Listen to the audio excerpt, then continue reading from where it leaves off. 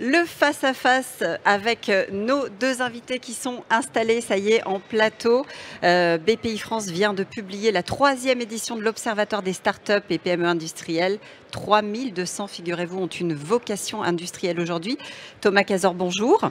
Bonjour. Vous êtes chargé de mission, direction de la transformation et stratégie innovation chez BPI France. Avec nous également Pierre-Alexandre Kléber, bonjour. Bonjour. Vous êtes responsable marketing chez Mob Énergie. Je donnais ce chiffre parce que c'est important, 3200, Thomas. Ça veut dire que le potentiel, il est réellement là et qu'il est, et ça c'est aussi la bonne nouvelle, dans nos territoires. Exactement.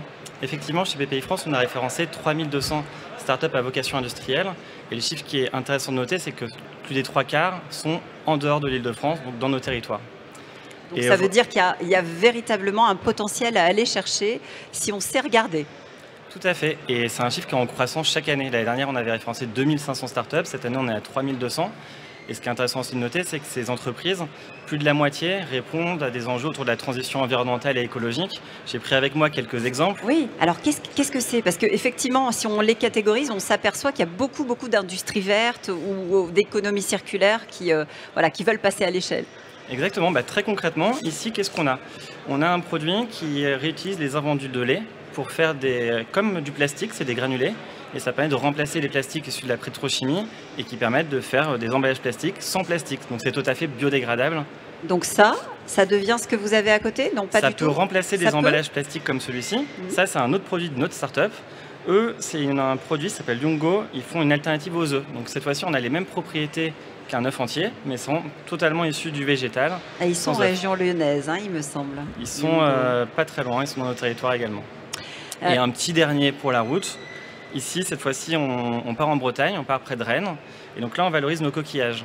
On est issu, donc là, c'est un équivalent à du marbre, mais en coquille Saint-Jacques. On peut faire la même chose en huître, on peut faire la même chose en moule. Et c'est ça qu'on voit au quotidien dans cet observatoire. C'est 3200 entreprises qui cherchent à trouver des nouvelles solutions pour continuer à se nourrir, à se loger, à se déplacer. Et ce qui est important de noter, c'est qu'il y en a plus de 133 qui ont inauguré des usines ces 3 dernières années dans nos territoires. Dont 38 l'année dernière. Et je crois qu'il y a la vôtre, justement, Pierre-Alexandre. Mob Énergie, qui est pas très loin, qui est à Vénissieux, qui est spécialisée en bornes de recharge pour les véhicules électriques. Elle s'est faite comment, l'accélération, pour vous, le passage justement à l'échelle? Oui. Donc effectivement, on fait partie des 38 inaugurations de l'année dernière, peut-être même la première, parce que c'était en janvier 2024, donc il y a un peu plus d'un an. Aujourd'hui, on est 60. On a quasiment triplé en 2 ans les effectifs de l'entreprise.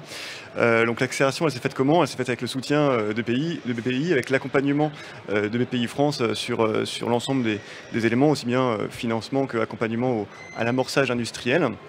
On a aussi réalisé effectivement une levée de fonds pour permettre cette industrialisation, qu'on est passé effectivement pour cette industrialisation et cette inauguration l'année dernière.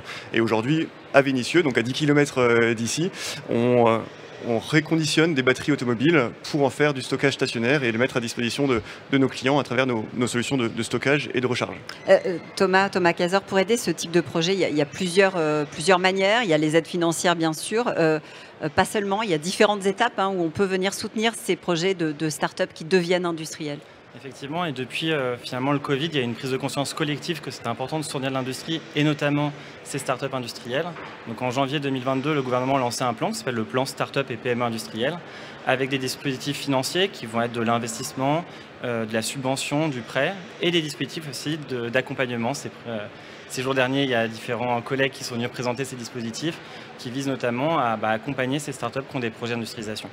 À quel moment on voit qu'il y a un potentiel de montée en puissance? Et ma question, elle est presque pour vous deux. À quel moment on sent que ça y est, on va pouvoir y aller? Déjà, il faut une traction commerciale et c'est aussi ça qui nous a permis d'aller lever et industrialiser nos process. On est toujours dans un mode de développement commercial et de développement de cadence industrielle. L'année dernière, au moment de l'inauguration, on était à une unité de notre produit Eco, cette plateforme de stockage et de recharge par mois. Là, en janvier 2025, on en est à 4 et l'objectif, c'est d'aller sur 8 unités par mois à la fin de l'année. Donc il y a cette traction industrielle, cette traction commerciale aussi qu'il faut démontrer pour pouvoir être soutenu.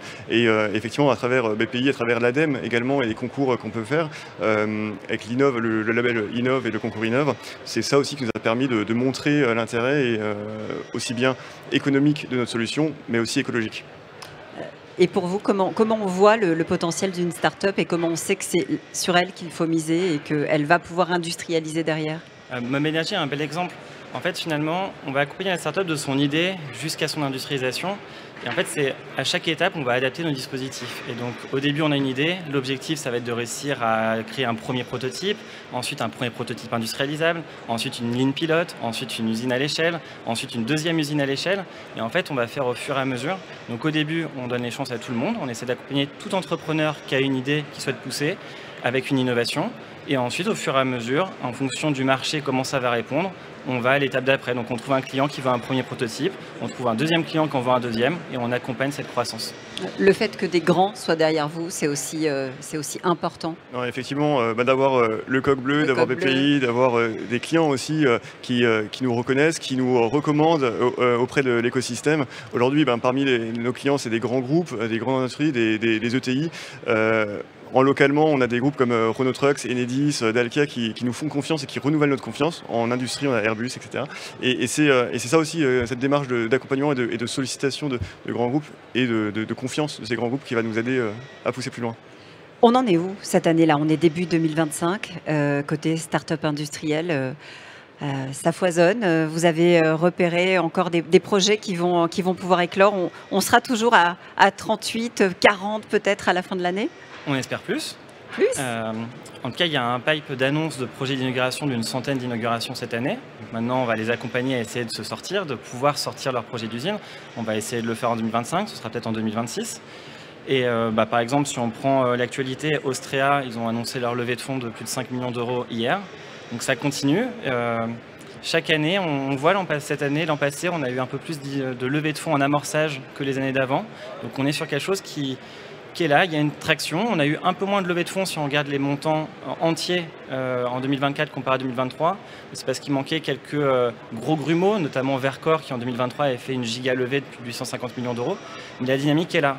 Si on regarde l'an passé, on est prêt à 3 fois plus de levée de fonds industriels que ce qu'on pouvait voir comme montant avant le Covid. Donc il y a une traction qui est là, il faut continuer, il ne faut rien lâcher. Le salon est là pour le démontrer. Vous parliez de la suite. Pour vous, effectivement, il y a ces projets de troisième génération de Cube ICO. Ouais.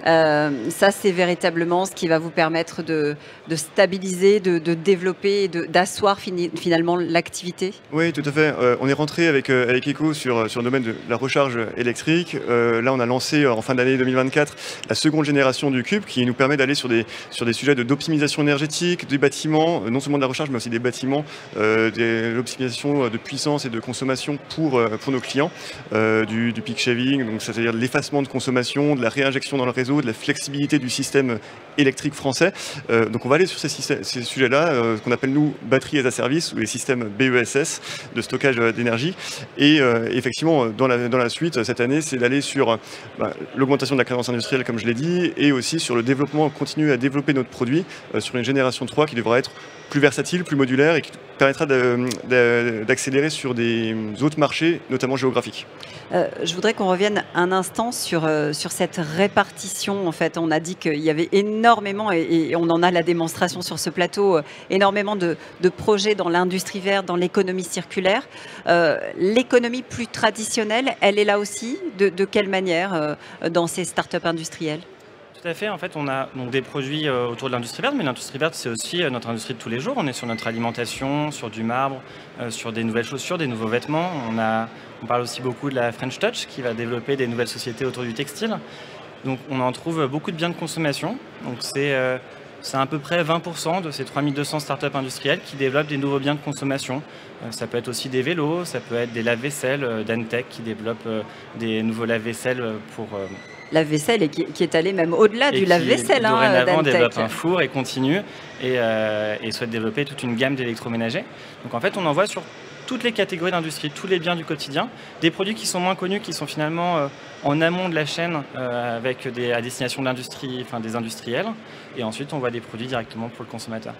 Et c'est ça la richesse, effectivement, de ces startups industrielles françaises, de ce territoire français, puisque je le rappelle, hein, et c'est très flagrant dans le baromètre, les 3/4 de ces industries nouvelles sont dans nos territoires. Merci à tous les deux d'être venus nous parler avenir aujourd'hui dans la matinale de l'industrie.